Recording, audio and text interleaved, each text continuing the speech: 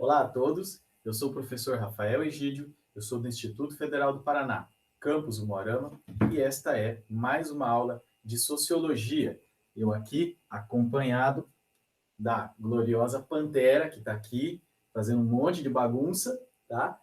Essa é uma aula gravada através do sistema Meet, tá?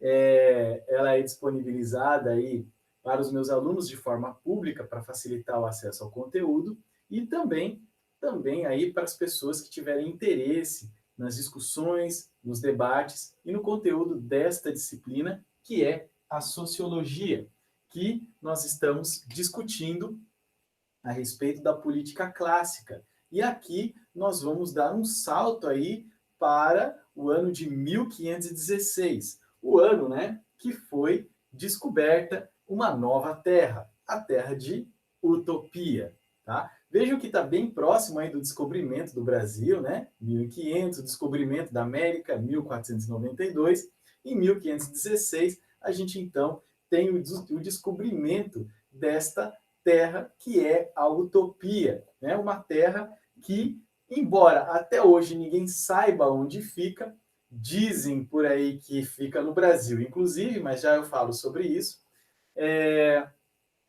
mas que é uma terra muito importante, tanto para as discussões políticas, quanto para a arte, para a literatura e até mesmo para o cinema.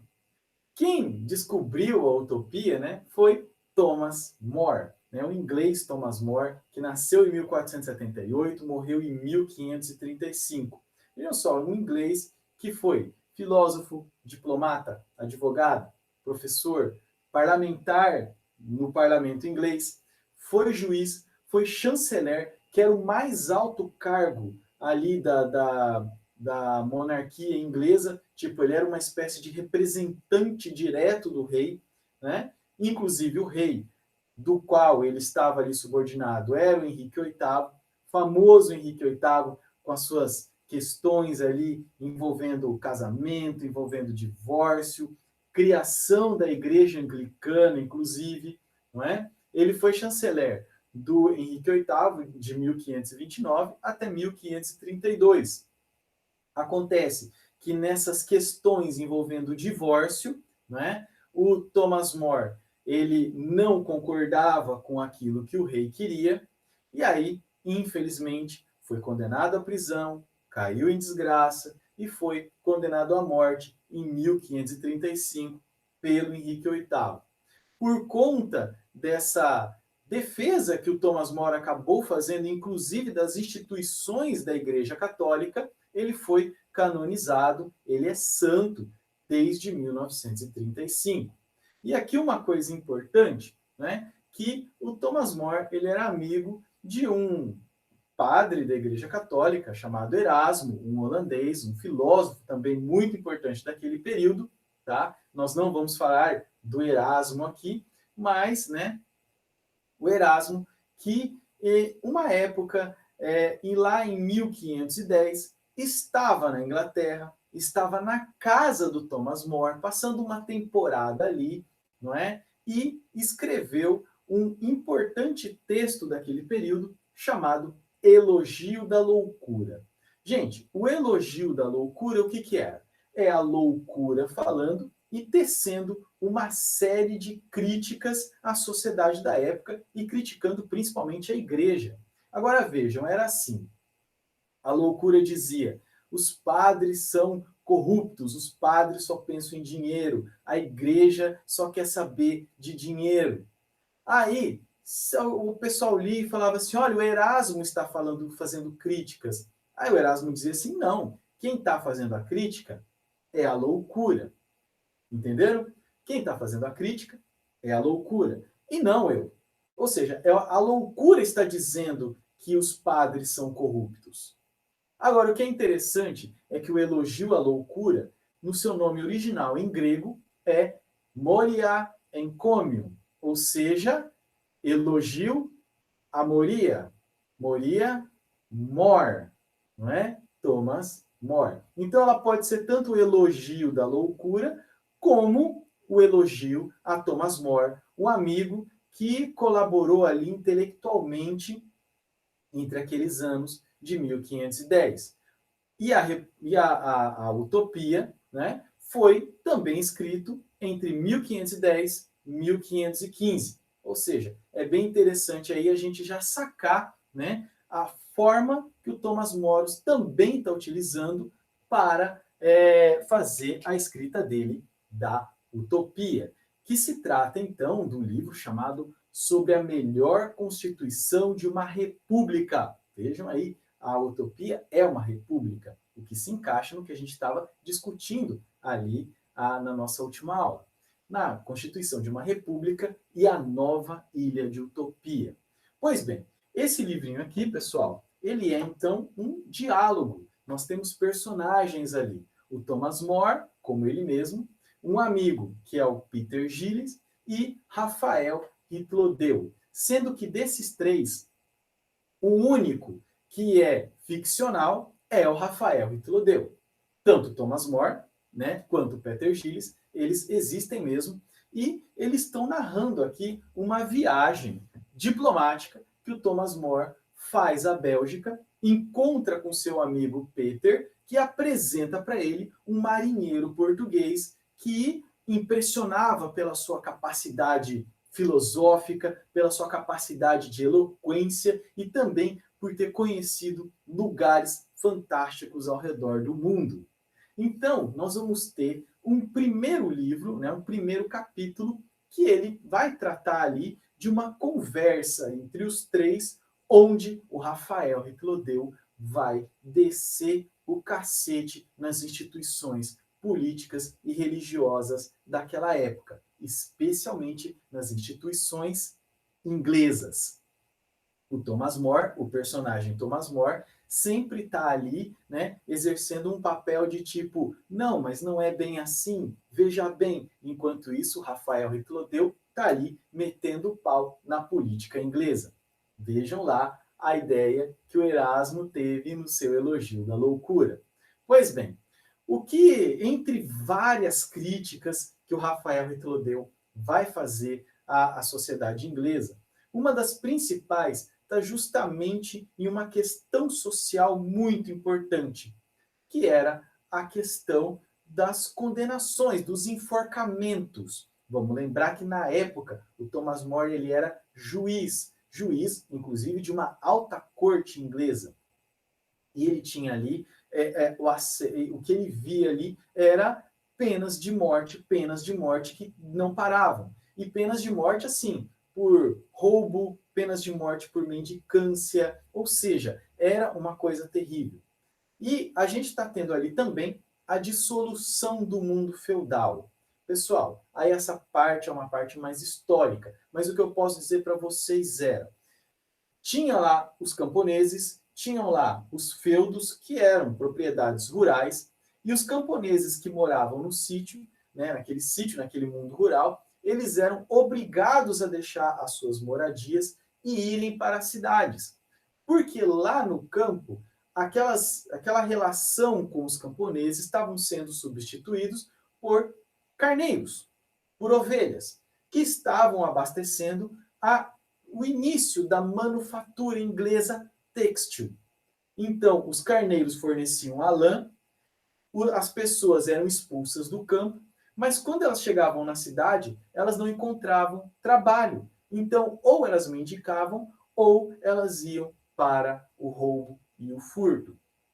E aí, o Rafael Ritlodeau vai dizer que o caos que acontecia na sociedade inglesa acontecia por culpa dos carneiros, essas plácidas criaturas que antes exigiam tão pouco alimento, mas que agora aparentemente desenvolveram um apetite tão feroz que se transformaram em devoradores de homens.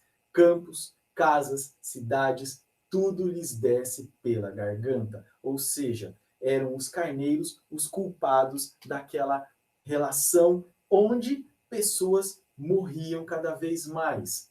E aí, o Rafael Ritlodeau usa essa ideia do carneiro, mas na verdade o que ele está criticando? É aquilo que eu falei para vocês. O cruel sistema de condenação inglesa, que era praticamente um correspondente hoje a um bandido bom e bandido morto. Sobre isso, o que ele vai dizer? Não há com que se espantar. Esse modo de lidar com os ladrões é tão injusto quanto socialmente indesejável. Enquanto punição é severa demais, e enquanto meio de intimidação, ineficaz. O pequeno furto não é um crime tão grave que mereça a pena de morte, e não há no mundo nenhum castigo que faça as pessoas pararem de roubar quando esta é a única forma que dispõem para conseguir alimento, porque as pessoas estavam passando fome.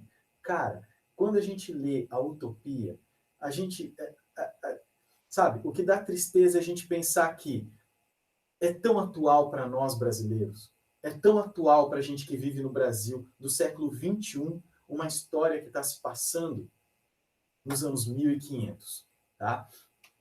Mas, enfim, dentre todas essas várias críticas que o Rafael Ritolodeu faz, chega no final, o Thomas More e o Peter Gillis vão dizer assim para ele: tá legal, Rafael, só que, ó, você está criticando, fala aí algum lugar que vale a pena, fala aí de algum lugar poxa, que você entenda que seja um lugar aí perfeito, tão bom assim, tipo, truco, né? Pô, mostra tua carta aí, né? E aí o Rafael vai dizer que vai apresentar para eles, então, a Ilha de Utopia, um lugar que ele conheceu, que ele visitou durante as navegações dele, tá? E que, segundo ele, seria um lugar perfeito. Pois aqui a gente entra no livro segundo, porque é marcado um novo encontro para o Rafael narrar sobre a Ilha de Utopia, gente. E vejam ali o desenho, que é um desenho do Thomas More, que realmente é uma ilha de utopia. Que, se você seguir o caminho que o Rafael dá no livro, tá, gente? O que ele fala no livro, a gente chega em Fernando de Noronha. Então, a Ilha de Utopia, ela é no Brasil. A utopia é o Brasil, tá? Vejam como que eles estão vendo isso lá nos anos 1500.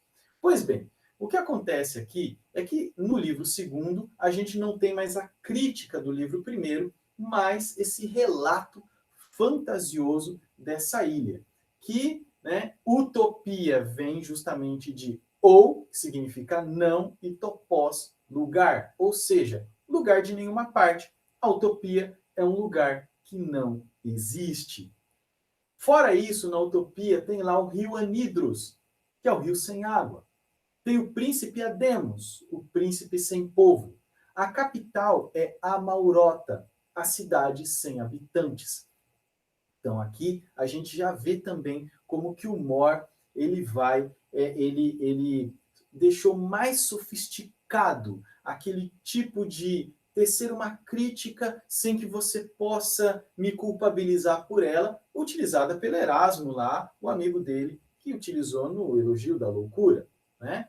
E aí também a gente pode fazer cair a máscara do Rafael Ritolodeu. Gente, Rafael, caso vocês não saibam, é um arcanjo. É um arcanjo que cura o homem da cegueira. Então, é o arcanjo que traz a luz. Rafael, né? Enfim, Rafael é o arcanjo que cura o homem da cegueira. E Ritolodeu vem do grego hitlos, mentira, e daien, distribuir. Então, a pessoa que cura da cegueira, ou melhor, a pessoa que traz a luz, é também um contador de mentiras. Então, aqui a gente vê como que o Thomas Moros faz esse jogo interessante de crítica e fantasia na Ilha da Utopia.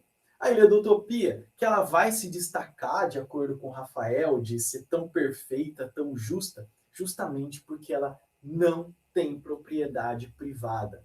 Toda propriedade, ela simplesmente não existe na Ilha da Utopia.